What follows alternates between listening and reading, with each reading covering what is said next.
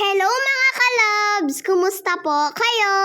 Paggising po pala namin ni Mama kaninang umaga ay nagluto na po kami ng hotdog, daing at saka po tuyo. Amoy na amoy nga po yung loob ng bahay namin ng tuyo. Pagka bango-bango nga naman po mga kalabs. Nandito na rin po pala yung mga pinsan ko sa bahay. Yung mga pinsan ko nga po na taga-Linaw ay hinatid po sila ng papa nila dito. At yung dalawa ko naman pong pinsan ay dito rin po sila sa bahay dahil wala naman po silang kasama sa kabilang bahay. Kaya nung nakaluto na po kami ni Mama ay tinawag ko na po sila para po sabay-sabay na rin kaming kumain. Sinasandukan na nga po kami ni Kuya ng mga kanin namin sa plato. Para nga daw hindi po matapon lalo na at mainit po itong kanin namin. At dahil hindi na nga po kami kakasya dito sa mesa ay kumain na lang po sila Kuya at Kuya Imoy sa sala. 4 lang po kasi talaga ang upuan namin sa lamesa mga kalabs. Kaya kapag dito na nga po kumakain yung mga pinsan ko sa bahay namin ay talagang may umuupo na po sa sala. Hindi bale, balang araw ay makakabili din po kami ng malaking mesa. At kahit dito na nga po kumain yung mga pinsan ko ay makakaupo na po ang lahat. Maliit nga lang po itong mesa namin dahil maliit lang din po yung kusina namin. Medyo lalaki na po siguro itong kusina namin kapag natapos na po naming ipagawa yung taas po namin. Sa ngayon po kasi ay ganito lang po muna. Hindi bale, ang importante ay sabay-sabay naman po kaming kumakain. Naubusan po pala kami ng ketchup mga kalabs, kaya etong mga hotdog namin ay wala nga pong ketchup. Pero okay nga lang po sa mga pinsan ko. Kumuha din po pala kami ng tig isa-isa po naming daing. Pero yung pinsan ko pong si Jella ay hindi po kasi pwede sa kanya yun dahil maalat. At kaninang hapon po pala mga kalabs ay magluluto po kami ni Mama ng monggo. 2 basong monggo po pala ang lulutuin namin. Dahil bibigyan din po namin sila nanay mamaya para hindi na nga po sila magluto. Sabi ko nga po kay Mama ay ako na lang pong maghuhugas nitong monggo at magluluto. Sa pressure cooker ko po pala ito lulutuin mga kalabs. Para nga po mabilis lang maluto.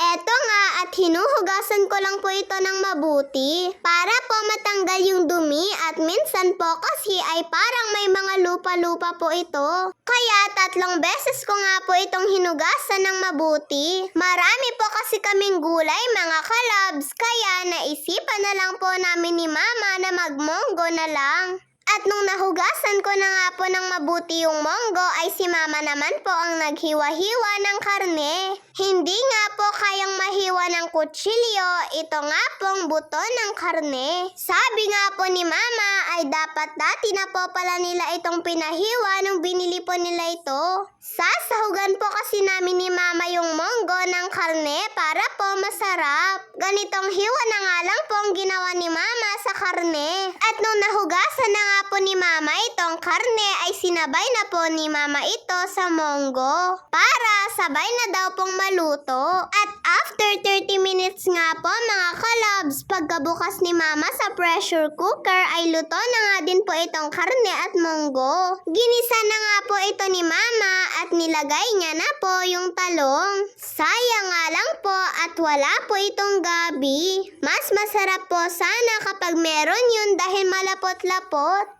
At nung luto na nga din po itong talong ay nilagay na rin po ni Mama yung ibang mga gulay. Talbos at saka po itong bulaklak ng kalabasa. Naglagay din po pala si Mama dito ng ampalaya. Bunga po pala yung ampalaya mga kalabs. At ayan, ilang minuto na nga lang po at maluluto na rin po ito. Tignan nyo naman po mga kalabs. Ang sarap-sarap pong kumain ng gulay. Nakakagutom na nga po.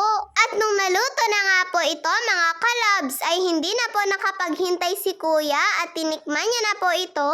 Mabango daw po kasi itong niluluto ni Mama. At syempre, kailangan ay tikman titikman ko din po ito mga kalabs. Saktong-sakto nga lang po yung lasa nitong monggo ni Mama. At syempre, nung luto na po ito, kumuha lang po ako ng bowl ko na maliit at saka po naglagay ng sabaw. Magpapapak nga po muna ako habang hindi pa po kami kumakain. Kumuha nga lang po ako ng isang hiwang karne. O tara mga kalabs, higop po tayo ng sabaw. Mamaya pa daw po kasi kami kakain dahil may gagawin lang daw po saglit si Mama. Kaya eto, tamang-tama lang po na magpapak po muna tayo. At bago nga po tayo magtapos mga kalabs ay isha-shoutout ko lang po sila Ate Jillian McBride Alarcon, Heart Dutaro, Ashley Concepcion, Aljun Verosil Ravancio. Yun lang po mga kalabs. Maraming salamat po sa panonood ninyo. Mag-iingat po kayo palagi. God bless to all. Bye-bye po.